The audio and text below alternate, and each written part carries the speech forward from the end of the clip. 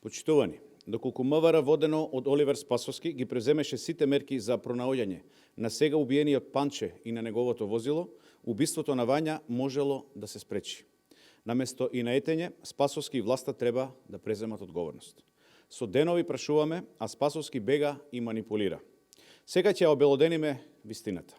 На 4 декември, кога Спасовски држи заедничка пресконференција со Гаврил Бубевски, за возилото на Панче рече, цитирам: "Тоа возило не се движи до 27 ноември и немаме информација дека е одземено, а е регистрирано од камери како и возило Рено. Извршен е и претрес во политичката партија Трета, на која и припаѓале и најдени се известни информации." Завршен цитат.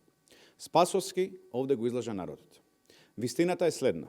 Министерството за внатрешни работи знаело на 24 ноември дека возилото на сега убиениот, а тогаш исчезнат Панче, е исчезнато уште од 22 ноември, односно 5 дена пред убиството на Вања.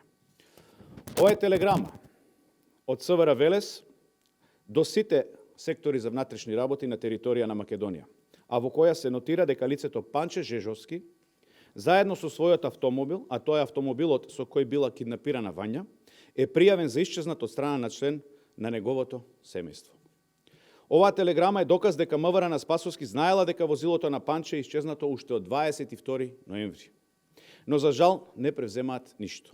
Напротив, полицијата по однос на овој случај презема акција 4 дена откако е пријавено исчезнувањето, тоест на 28 ноември, што е датум кога е испратена оваа телеграма.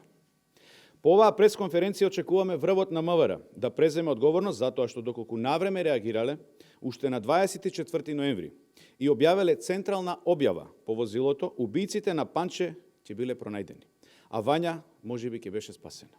Спасовски и врвот на МВР мора да преземат одговорност за случаи како овој никогаш да не ни се повторат.